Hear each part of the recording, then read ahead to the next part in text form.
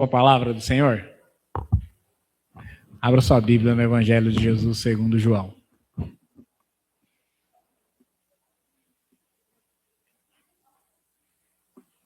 Hoje pela manhã nós estávamos na escola bíblica aqui, né? Os irmãos que estavam aqui, quem não estava pode assistir depois no YouTube.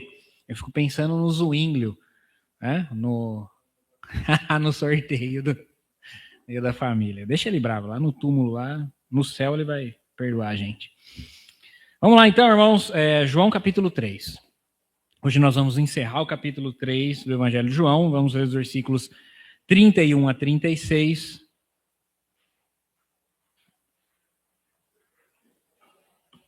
E nós vamos fazer uma leitura desse texto, João capítulo 3, versículos 31 a 36. Em seguida, eu peço que os irmãos fiquem com a Bíblia aberta para acompanhar a exposição do texto bíblico. Eu quero falar com vocês hoje sobre a soberania de Deus, o Pai, o Filho e o Espírito Santo, na obra da salvação e em como Deus instrumentaliza a salvação nas nossas vidas por meio do testemunho do Evangelho. Então nós vamos ler João 3, do 31 a 36, diz assim: Quem vem das alturas certamente está acima de todos. Quem vem da terra é terreno e fala da terra. Quem veio do céu está acima de todos e dá testemunho daquilo que viu e ouviu. Mas ninguém aceita o seu testemunho. Quem, porém, aceita o testemunho que ele dá, certifica que Deus é verdadeiro. Pois aquele que Deus enviou fala as palavras de Deus, porque Deus não dá o Espírito por medida. O Pai ama o Filho e entregou todas as coisas na mão dele. Por isso, quem crê no Filho tem a vida eterna. Quem se mantém rebelde contra o Filho não verá a vida, mas sobre ele permanece a ira de Deus. Vamos orar mais uma vez. Pai, quero te pedir junto dos meus irmãos que o Senhor fale conosco nesse momento. Senhor, que nós possamos compreender a obra soberana de Cristo, a sua supremacia na nossa salvação. Pai, que nós possamos compreender o testemunho do teu evangelho e possamos acolher esse testemunho com fé e com um coração sedento por ti. Que o teu Espírito Santo me ajude, Pai, para que eu possa expor a tua palavra com fidelidade. Que o teu Espírito Santo ilumine o entendimento dos meus irmãos para que eles possam compreender aquilo que será pregado essa noite. Fala conosco, nós precisamos ouvir a tua voz. É o que eu te peço, junto dos meus irmãos, no nome de Jesus. Amém e amém. Pode sentar-se, irmãos, fica com a sua Bíblia aberta para acompanhar a exposição do texto aí. Então, veja, irmãos, esse trecho que nós acabamos de ler aqui, que encerra o capítulo 3 do Evangelho de João, ele é considerado mais um comentário que o evangelista faz. Então, vocês lembram que eu vou falar para vocês, nós dividimos esse capítulo 3 aqui do Evangelho de João em 4 sermões. No primeiro deles, nós vimos o diálogo de Jesus com Nicodemos a respeito do novo nascimento, do nascer do Espírito. Então, são os versículos 1 a 15. Em seguida, os versículos 16 a 21, nos trouxe um comentário que o evangelista João faz a respeito desse diálogo de Jesus com Nicodemos. No sermão do domingo passado, eu expus para vocês o outro testemunho que João Batista dá a respeito de Jesus, versículos 22 a 30. E agora, esses versículos 31 a 36, é mais um comentário que o evangelista faz a respeito do testemunho que João Batista deu. Então, nesses versículos, o que João, o evangelista, está fazendo é explicar para nós como a obra do Pai, do Filho e do Espírito Santo estão ligados ao testemunho do Evangelho. Então, Deus salva pecadores por uma obra que é do Pai, do Filho e do Espírito Santo. Mas a instrumentalização dessa obra salvadora se dá por meio do testemunho do Evangelho. E entender essas coisas, irmãos, é essencial para que nós possamos compreender o milagre da vida eterna. Como é que ocorre esse milagre que transforma os corações dos pecadores num coração pulsante pelo Evangelho. E também, João nos adverte aqui com relação a permanecer rebelde ao testemunho do Evangelho.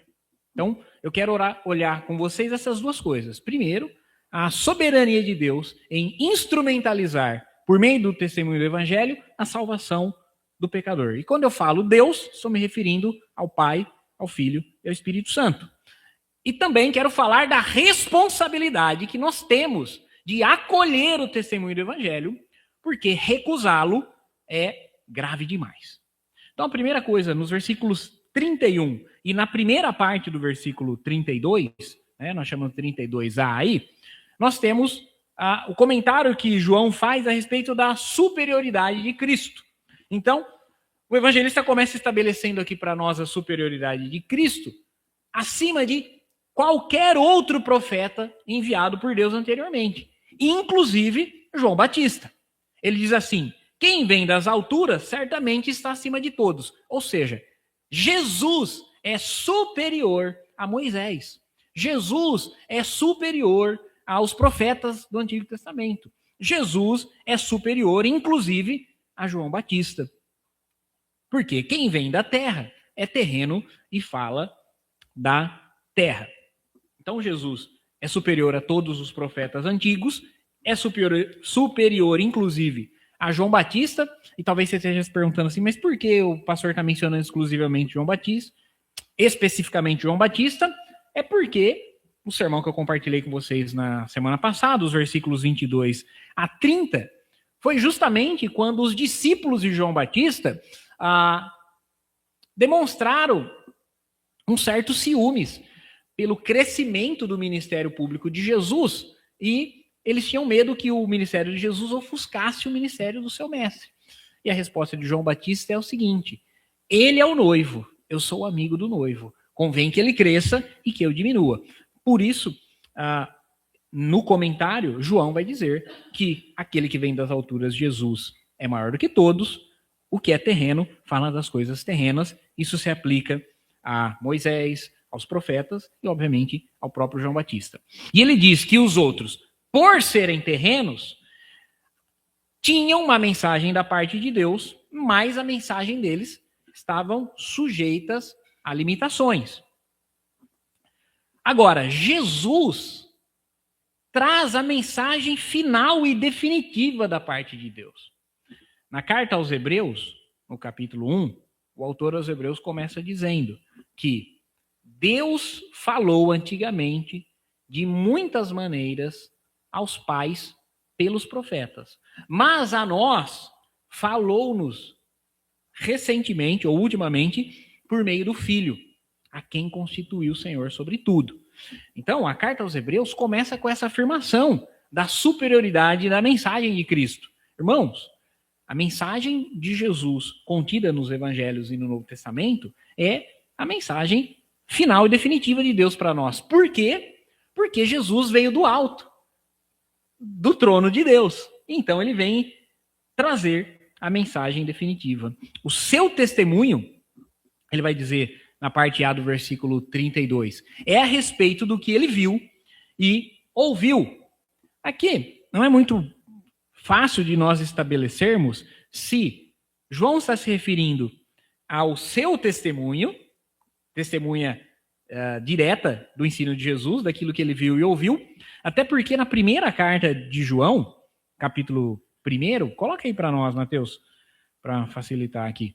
Primeira carta de João, no capítulo 1, ele inicia a sua carta com palavras semelhantes.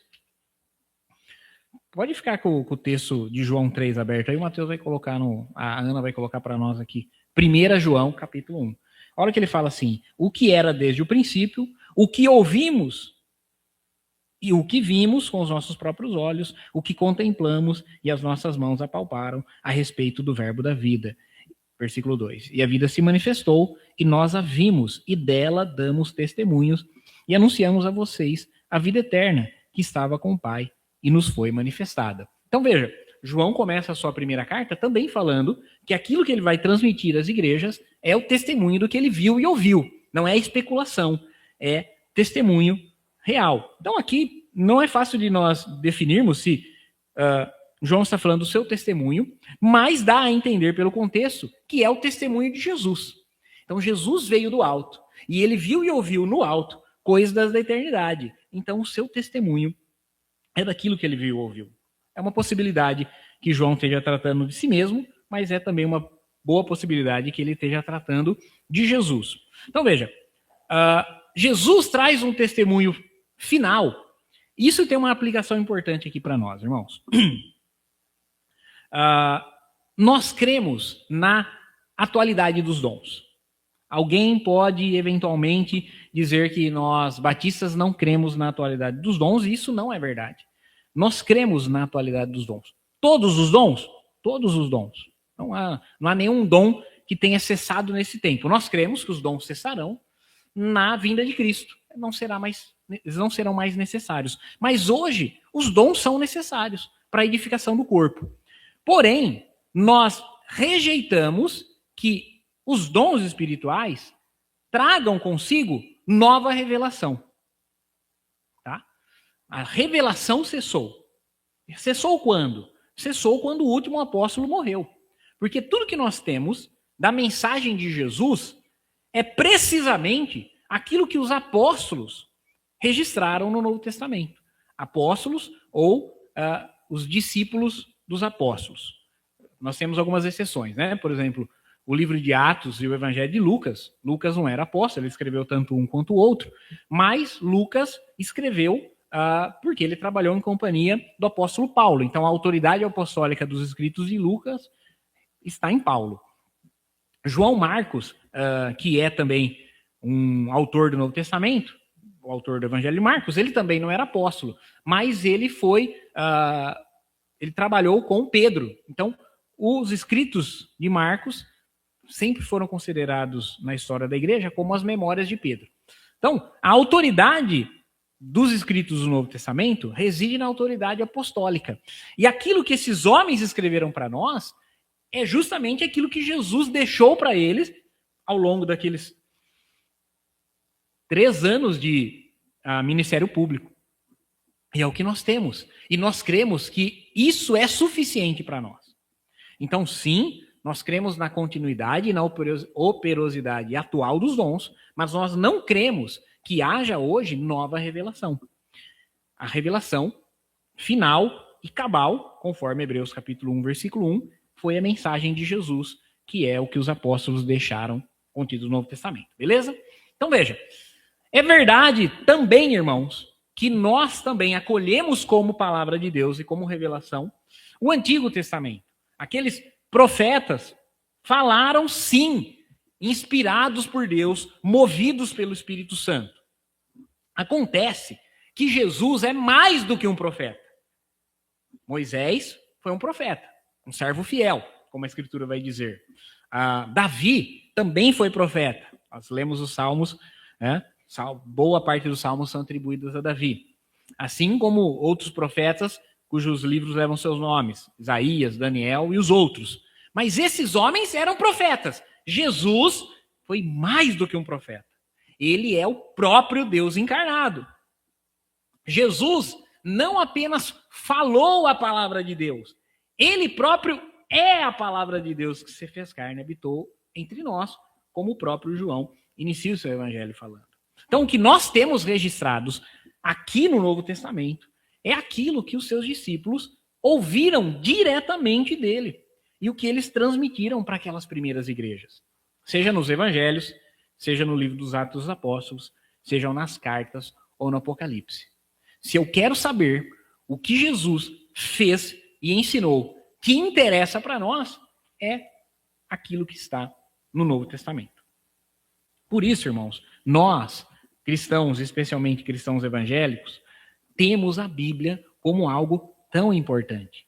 Porque nós afirmamos que ela é suficiente para nós.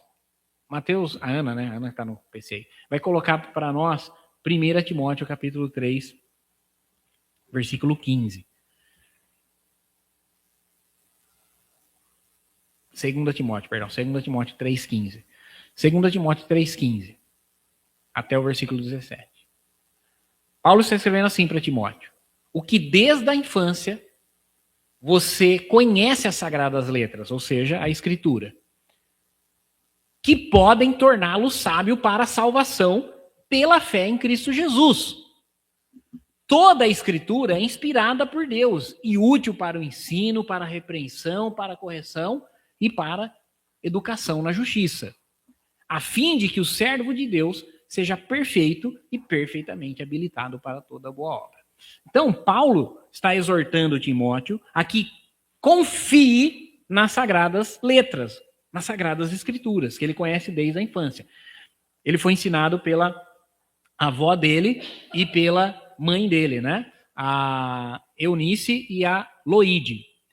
Timóteo conhecia as escrituras desde pequeno. E Paulo está dizendo que essas escrituras eram suficientes para que ele fosse sábio para a salvação, ou seja, para o conhecimento a respeito da salvação, e para que ele fosse um servo habilitado para toda boa obra. Então veja, para nós é suficiente. Nós não queremos novas revelações. Há um pensamento que é atribuído a Lutero, eu não sei se realmente Lutero disse isso, mas sempre dito que é um pensamento atribuído a Lutero. Uma oração de Lutero que é a seguinte: Senhor, eu não quero sonhos e visões. Eu quero conhecer a revelação que está na tua palavra.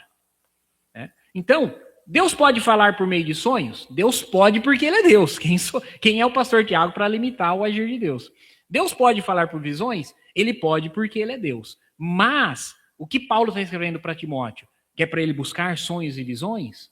Não, que é para ele conhecer as sagradas letras, porque elas, as sagradas letras, a escritura, são suficientes para torná-lo sábio para a salvação e para torná-lo um servo perfeitamente habilitado para toda boa obra. Então, para nós, irmãos, a Bíblia é suficiente. Agora, veja, tudo que eu preciso saber a respeito do caráter de Deus, dos decretos de Deus, da vontade de Deus para mim, está nas Escrituras.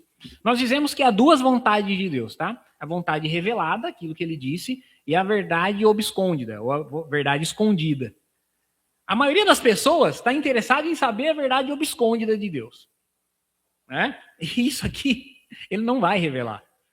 Deuteronômio 29:29. As coisas encobertas pertencem a Deus. As reveladas a nós e os nossos filhos, para que vivamos por ela. Então, irmãos, infelizmente, nós não sabemos o que vai ser do nosso dia amanhã. Nós não sabemos o que vai ser da nossa vida no próximo ano. Nós não sabemos se os planos que nós fazemos vão ou não ter êxito. Essa é a verdade obscôndida de Deus. É a que a maioria de nós está interessado em saber. Ele não revelou. Mas a vontade revelada do Senhor, ou seja, aquilo que está na Escritura, isso sim nós devemos saber, nós devemos querer saber. E é por meio do conhecimento da verdade revelada, na verdade, que nós vamos guiar os nossos passos com prudência, com sabedoria, para que, embora não saibamos a vontade escondida de Deus, nós possamos procurar viver de maneira agradável a Ele. Veja, então, sim, a Bíblia é suficiente. E Deus usa a revelação que Ele deu de si mesmo na Escritura para operar o milagre da salvação na vida dos crentes. Então, nós precisamos valorizar a Bíblia, irmãos. Muitos de nós, agora estou falando em geral, cristãos aqui no Ocidente, no Brasil, nas Américas. A Europa, infelizmente, é um continente pós-cristão, né, muito secularizado, mas o continente americano como um todo é um continente ainda cristianizado. E nós não nos damos conta do privilégio que nós temos. De podermos ter um culto público, de podermos transmiti-lo abertamente, de termos direito de não apenas ter a Bíblia, como lê-la e compartilhá-la. Vocês sabem, recentemente, ainda esse ano aqui, nós recebemos a visita do pastor Adel. E ele testemunhou aqui para nós os esforços missionários desde os anos 1800 no Irã. E como homens deram a vida, perderam a vida para que o povo iraniano tivesse a Bíblia na língua persa. Vocês lembram o que o Adel testemunhou?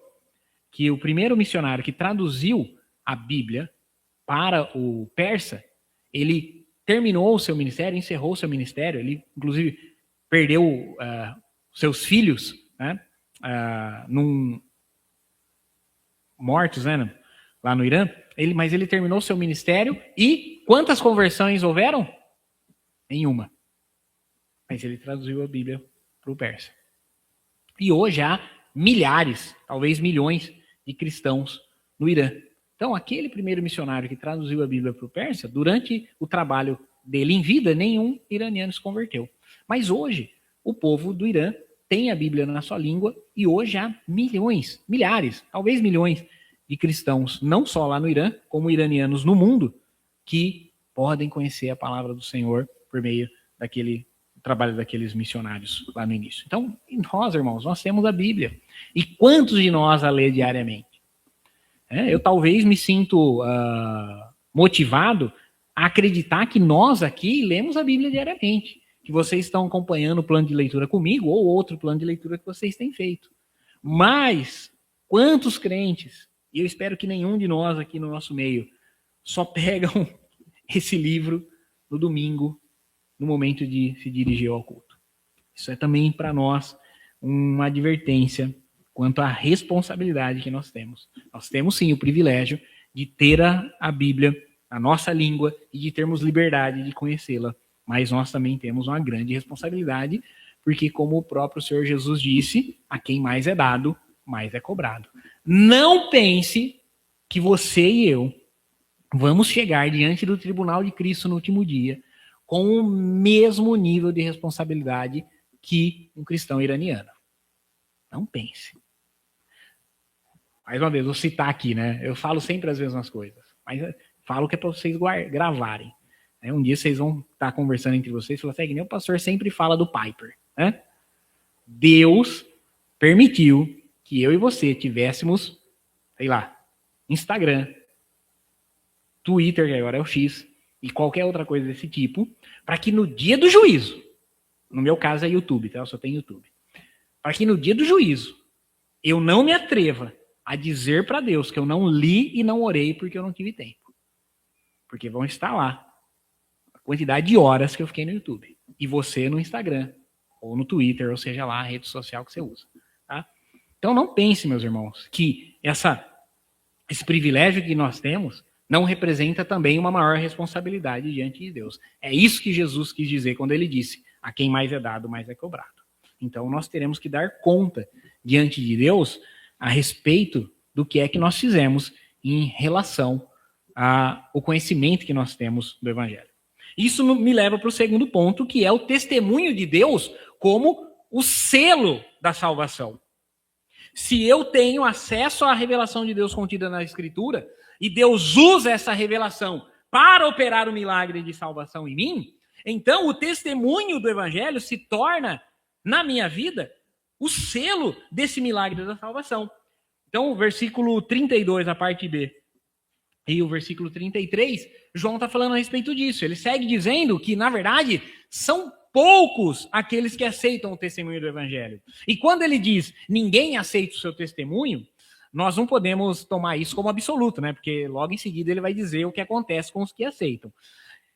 Mas a verdade, irmãos, é que são muitos os que ouvem e poucos são os que abraçam a mensagem do Evangelho com fé. Aqueles, porém, que recebem, confirmam a veracidade dessa mensagem, é o que está no versículo 33. Quem aceita o testemunho do Evangelho de Cristo certifica que Deus é verdadeiro. Veja, Paulo nos escreve em Efésios capítulo 1, versículo 11 a 14, vou pedir para colocar lá para nós. O seguinte, Efésios 1, do 11 ao 14. Ele diz assim, em Cristo fomos também feitos herança, predestinado segundo o propósito daquele que faz todas as coisas, conforme o conselho da sua vontade. Volta no 11. Em Cristo nós somos feitos herança. Pensa numa herança, num bem que você vai herdar. O que você tem que fazer para receber sua herança? O que você tem que fazer para receber? Você tem que fazer para receber sua herança? Nada, né? Quem tem que fazer é quem vai te dar a herança, ele tem que morrer. Pois Jesus morreu na cruz para que nós fôssemos herdeiros, tá bom? Então, nós fomos feitos herança, versículo 12. A fim de sermos para o louvor da glória, nós os que de antemão esperamos em Cristo, nele também vocês, depois que ouviram a palavra da verdade, o evangelho da salvação, tendo nele também crido, receberam o selo do Espírito Santo da promessa. Segura o 13 aí. Quando é que você recebeu o Espírito Santo como selo da promessa? Quando você creu no evangelho da salvação. No momento em que nós cremos no evangelho da salvação, nós recebemos o Espírito Santo como selo da promessa. Da promessa do quê? Na promessa que nós fomos feitos herança. Versículo 14. Porque ele tem o Espírito por completo, ou por medida. Aquele que tem a plenitude do Espírito é quem é o doador do Espírito. Então, diferente dos profetas do Antigo Testamento, que recebiam o Espírito Santo numa porção limitada ao tamanho da missão que eles tinham que cumprir, Jesus tem o Espírito plenamente. Porque foi ele quem recebeu a missão de cumprir tudo aquilo que aqueles profetas disseram anteriormente. Também, na carta de Paulo aos Efésios, no capítulo 5, versículo 18 e 19, Paulo exorta os crentes a que se deixem ser cheios do Espírito Santo. E eu faço uma pergunta para você. Você já se perguntou como é que você faz para ser cheio?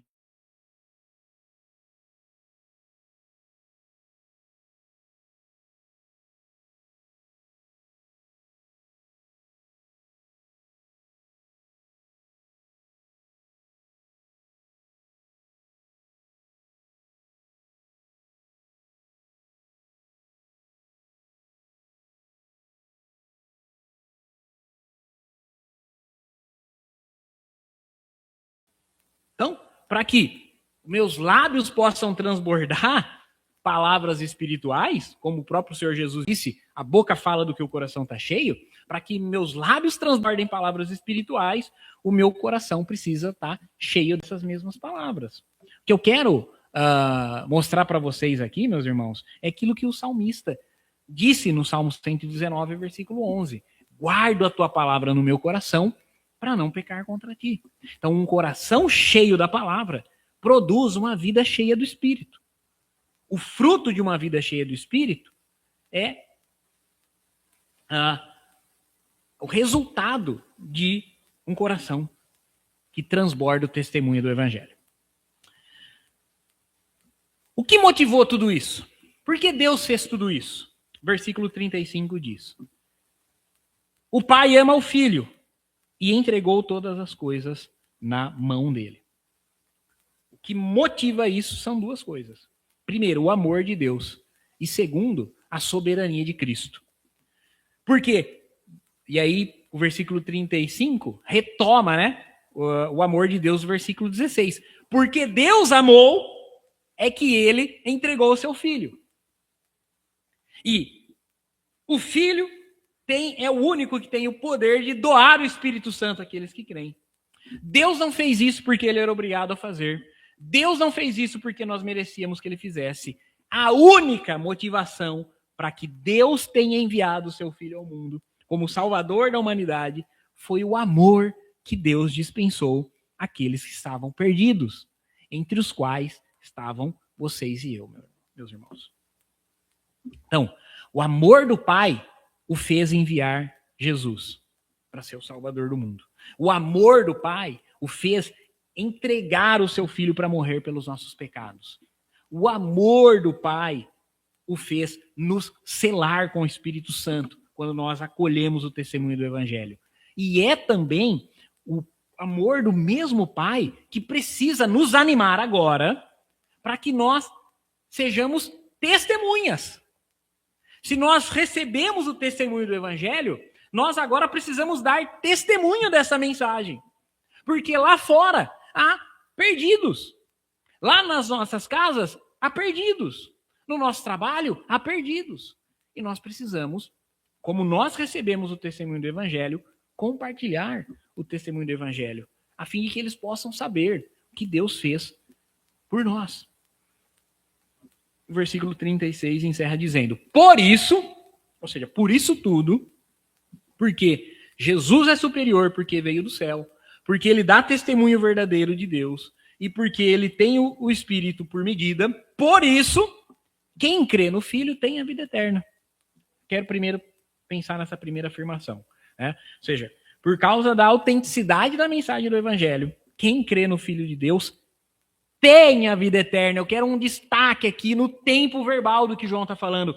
Ele não está dizendo assim, quem crê terá a vida eterna. Sabe? Assim, ó, a vida eterna é uma recompensa que se você for um crente bonzinho, você ganha no final. Se você fizer tudo certinho, no final você ganha. Então, terá a vida eterna. Não, meu irmão. Se alguém tem alguma tradução da Bíblia aí que traz terá a vida eterna, levanta a mão que eu vou pegar essa tradução e tacar fogo nela. Brincadeira, não tem. O verbo é tem. Quem crê no Filho tem a vida eterna. Tem agora. A vida eterna é um dom. É uma herança. Não é uma recompensa. Recompensa é algo que eu faço para merecer. Herança é algo que eu recebo. É uma dádiva, um dom que o crente recebe no momento em que ele crê em Jesus. Agora você não precisa responder para mim, nem balançar a cabeça, nem nada. Mas você crê em Jesus? Então, eu quero dizer para você que se você crê em Jesus, você tem a vida eterna. Você tem a vida eterna.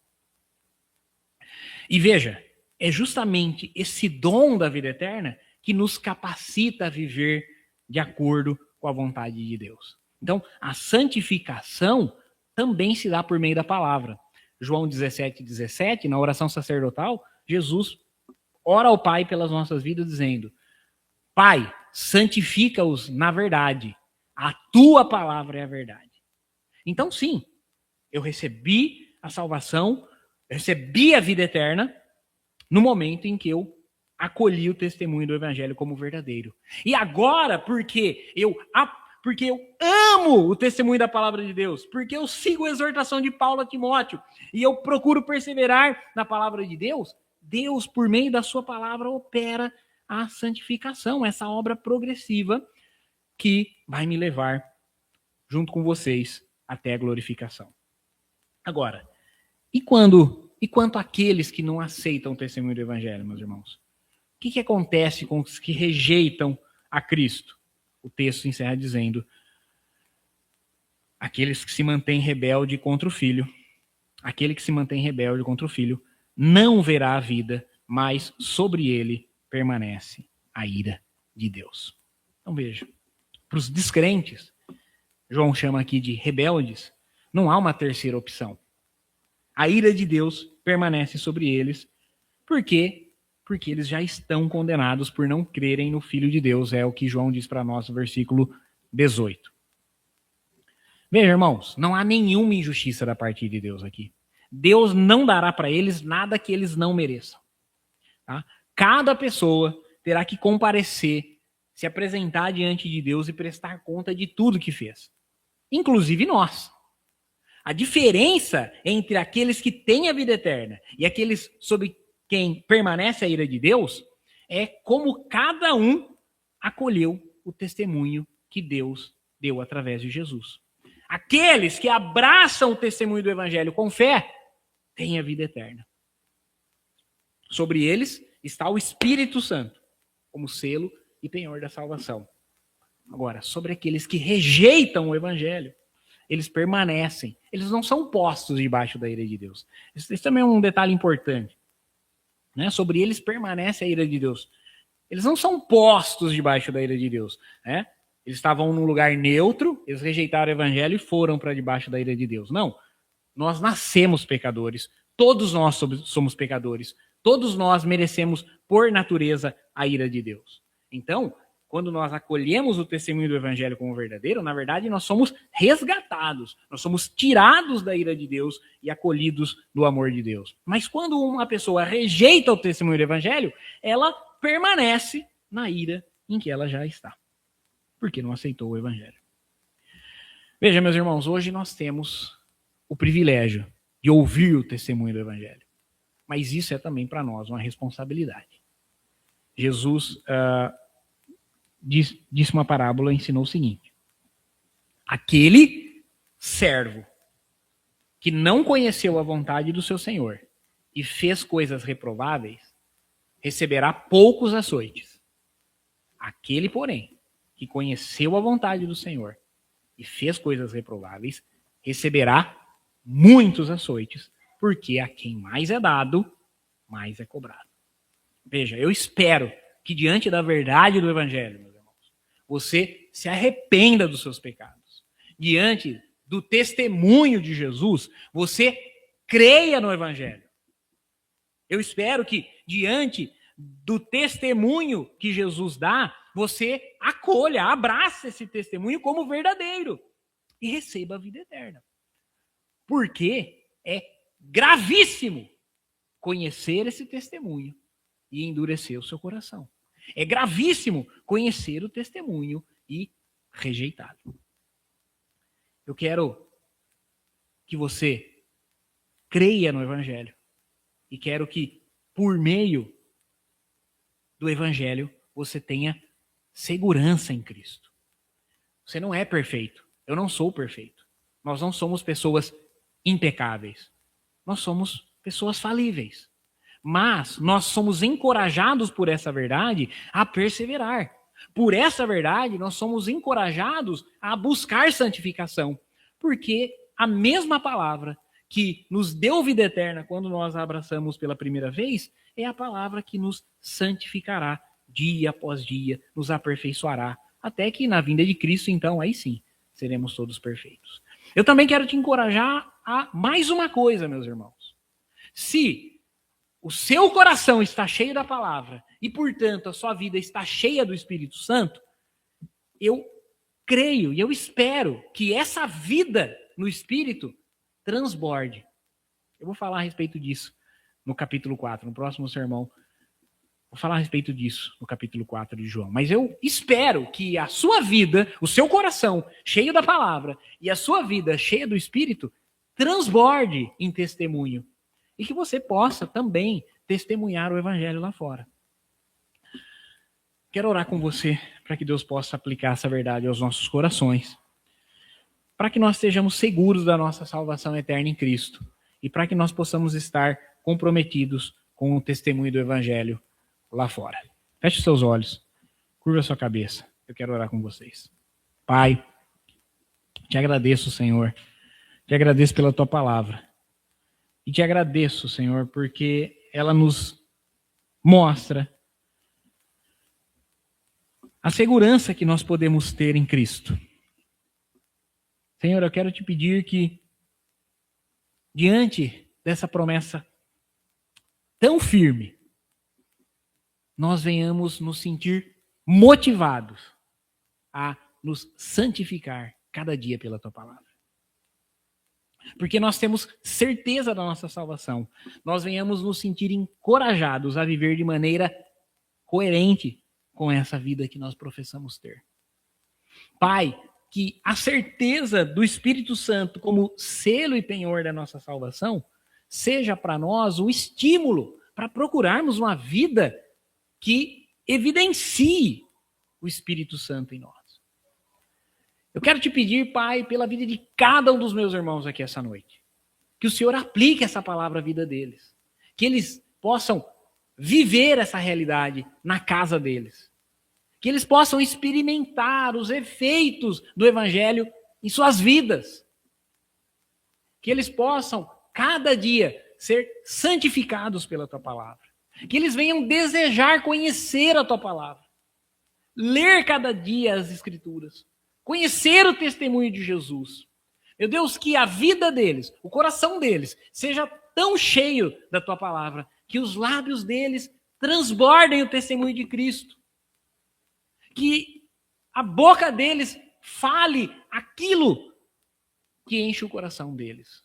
Pai, e que as pessoas que estão ao redor deles, seus amigos e familiares, seus vizinhos, seus colegas, seus conhecidos, também sejam alcançados por esse testemunho. E que essas vidas também sejam impactadas pelo teu evangelho. Senhor, ouve a minha oração, eu te peço. Eu oro junto da tua igreja.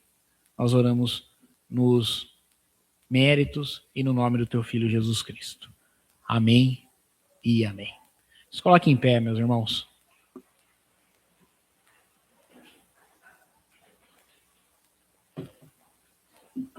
Levante suas mãos para os céus. Que a graça do nosso Senhor Jesus Cristo e o amor de Deus e a comunhão com o Espírito Santo seja com cada um de nós, hoje e sempre. Todos digam amém. Então, com uma oração silenciosa agora, nós encerramos esse culto. Em seguida, vão em paz. Tenha uma semana abençoada na presença do Senhor. Que Deus abençoe.